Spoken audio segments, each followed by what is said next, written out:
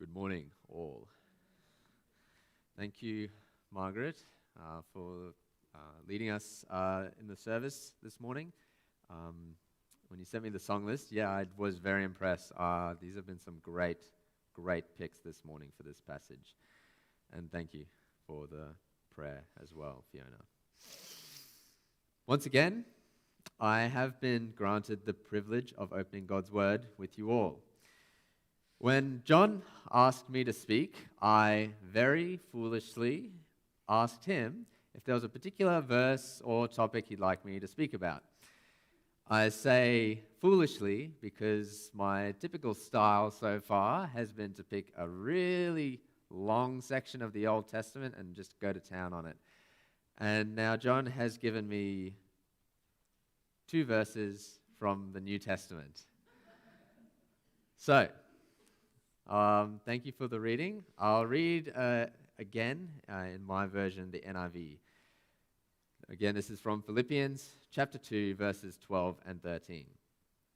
Therefore, my dear friends, as you have always obeyed, not only in my presence, but now much more in my absence, continue to work out your salvation with fear and trembling. For it is God who works in you to will and to act in order to fulfill his good purpose. A challenging couple of verses, in my opinion, because at its core, I think it speaks to a tension that every Christian experiences as part of their faith journey. I think that many of us here are fairly comfortable with the saved by grace idea. We read verses like Ephesians chapter 2, verses 8 and 9. For it is by grace you have been saved through faith, and this is not from yourselves. It is a gift of God, not by works, so that no one can boast. Or, another one, more famously, John 3:16. For God so loved the world that he gave his one and only Son, that whoever believes in him shall not perish but have eternal life. We read these verses and we jump on the love, grace, and mercy of God, as we should. But if we just stop the story there, it gets really uncomfortable when we read some other passages, like this one from James chapter 3, verse 26. As the body without the spirit is dead, so faith without works is dead.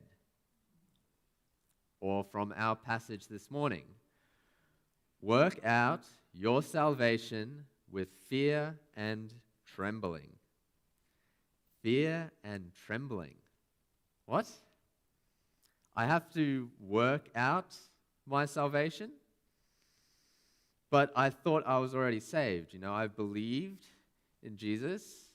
I have been saved through faith, not by works. So what is there for me to work out? It can lead us to ask questions like this.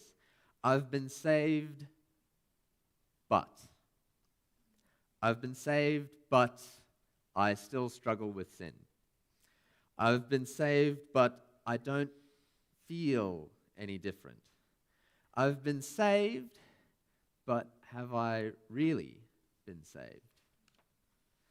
What I hope to achieve this morning is to use this passage from Philippians as a starting point for us to examine this tension, this apparent paradox, where God does his work through Jesus, but then we are also somehow called to work as well. We are saved by grace through faith, but faith without deeds, without work, is dead. Let me begin with a short story. I love my car. For those of you who don't know, it's a 2001 3 Series BMW. I'm very proud of it. It's my first car, and I bought it 3 years ago. I didn't buy it new. Being an 18-year-old car, I bought it used, but it only had one owner before me. It was in really good nick, only 139,000 Ks on the clock. And for what it was, mechanically flawless.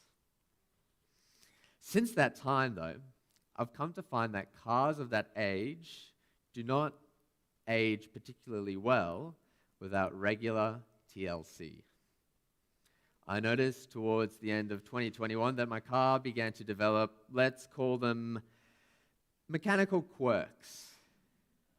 I found that, if I started my car from a cold start, ran like a dream, beautiful as the day I bought it. But if I stopped the car and then started again while the engine was still a little warm, I'd found that as I pulled up to my first stop, I put the clutch in, I put it in neutral, I take my foot off the accelerator, the revs drop, and then the idle doesn't catch and it stalls out. Not the end of the world, because it's a manual, easy solution. I just always have my foot on the accelerator, just giving it a little bit of gas at every stop sign. I figured, this will work, this will be all right. But would you believe it that as a car continues to decline, it doesn't suddenly stop declining. Instead, it got worse. It got to the point that I could not drive this car at all. I would start it up when it was cold, and I would put my foot to the floor, and nothing. So it was at that point I finally collected enough common sense to finally book this thing in with a mechanic. Fortunately, the morning that I was due to take it in, I was able to get in there, and through a complex strategy of turning on the car, revving it up, letting the revs drop, and then revving it back up again for about 15 minutes, I was able to get the car warm enough that I could actually get a bit of power behind the wheels and make it onto the mechanic. And I am not kidding when I say I was very fortunate, because I get a call later that day from the guys working on it, and they say, we're having trouble getting this car around the shop. We started, we can't drive it anywhere. Thankfully, they were able to find the issue. A problem with the mass airflow sensor and a couple of camshaft position sensors that had bit the dust. Took out the broken parts, put some new ones in, and I am back to being a menace on the streets again. Now, I am fully aware that my car is inanimate. I'm not one of those people that thinks my car is a person. But just for a moment, let's assume that's the case. My car is a person. What would you say is wrong with my car? Before we have the benefit of hindsight, what was the car's sin? A casual observation might be it doesn't drive. A car's purpose is to get people from A to B, and it can't do that because it doesn't drive. We all know, however, though, that a car doesn't just not drive. There's a reason, there's an issue underlying that causes the car not to be able to drive. There's something wrong with it. There is something broken. Jesus has a similar parable. No good tree bears bad fruit, nor does a bad tree bear good fruit. Each tree is recognized by its own fruit. People do not pick figs from thorn bushes or grapes from briars. A good man brings good things out of the good stored up in his heart, and an evil man brings evil things out of the evil stored up in his heart. For the mouth speaks what the heart is full of. No well-maintained car can't drive, nor can a neglected car drive. Each car's maintenance is recognized by how it drives. Jesus makes the points that I'm driving at. For us, it can be very easy to look at our own poor choices, our own immoral actions, and stop the story there. We've fallen short of the glory of God. We deserve to be punished for our iniquities. But Jesus doesn't end the story there.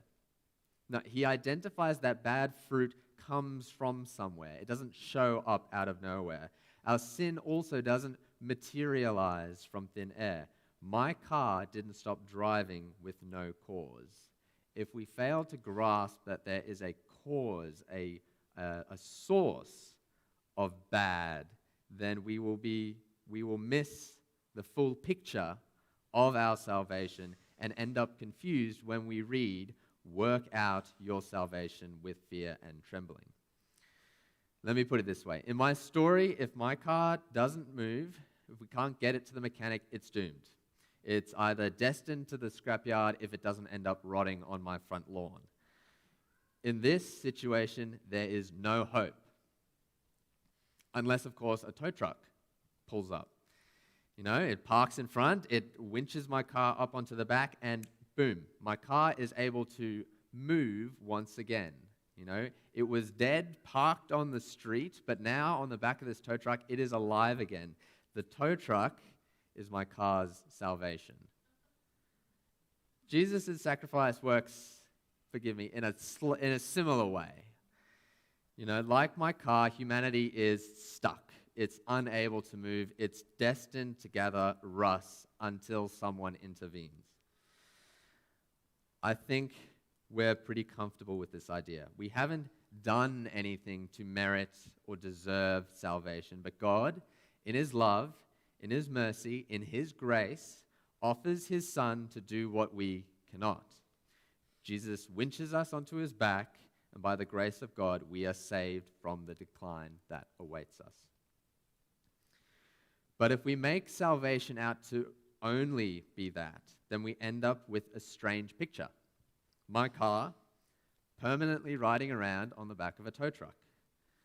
I want to get to church this morning, and so I, get out of bed, climb onto the back of the tow truck, open up my driver's side door, hop in, shut the door, and then say, "All right, let's go." And then the tow truck driver gets on, and he drives me and my car up in here. In a similar way, if we end our story of salvation with Jesus' sacrifice, we end up still stuck, still struggling with sin with no solution. But here's the kicker. It's not part of God's plan to leave you broken.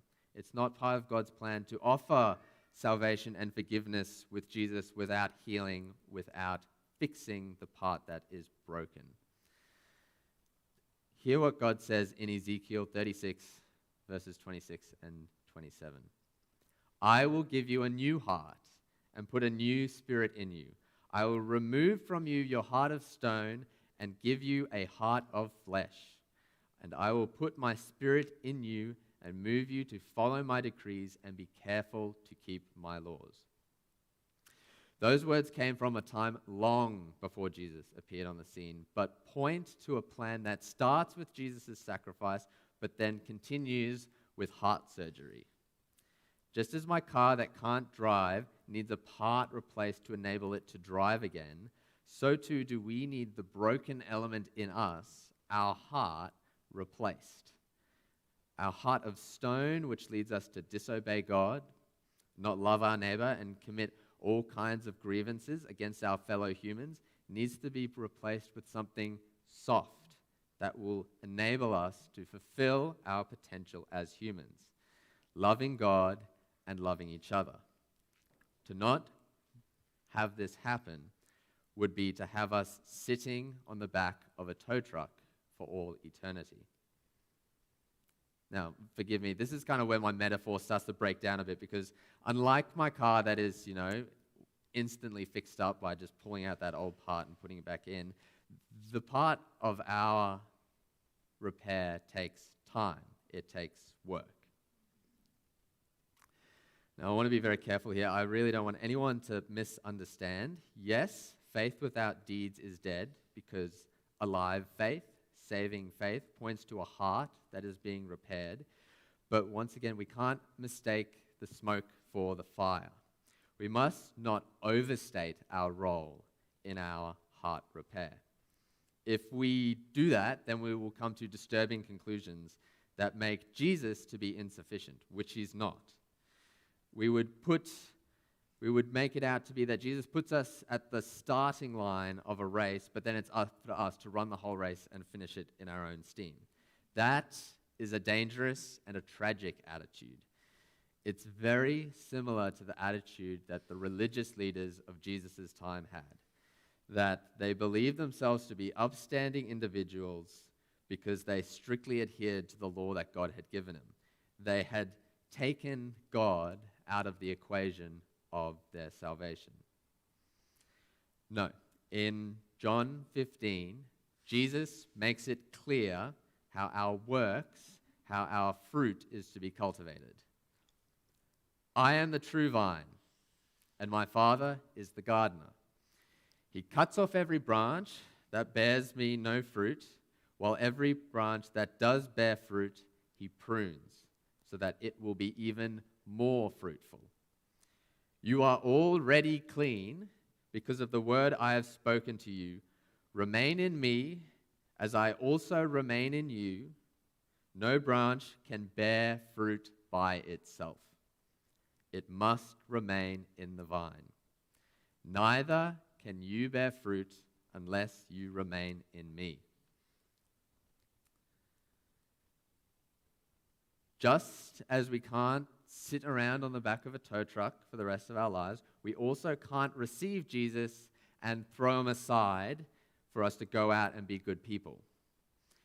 No, the words that Jesus say clearly describe that in order for you to do good works, for you to produce good fruit, it can't come from yourself. You need to recognize that just as there's a source for bad, there's also a source for good. And the source for good is Jesus. It's Jesus that empowers us when we fix ourselves to him. Let's turn back to our passage, Philippians chapter 2, verses 12 and 13. Now, when Paul wrote this letter, he was not writing this to call out some grievous heresy that had popped up in the church. He did that for many of the other letters, just not this one. No. Instead, he was writing to a church that, for the most part, he was really proud of. He really loved these guys. There was, however, a slight disagreement in the church that was causing some people to take sides. So, Paul encourages them to imitate Christ. In the verses immediately before our passage, Paul describes the character and humility of Jesus Christ, and then immediately afterwards, Paul asks them to stop grumbling. That's the context between which our passages are sandwiched.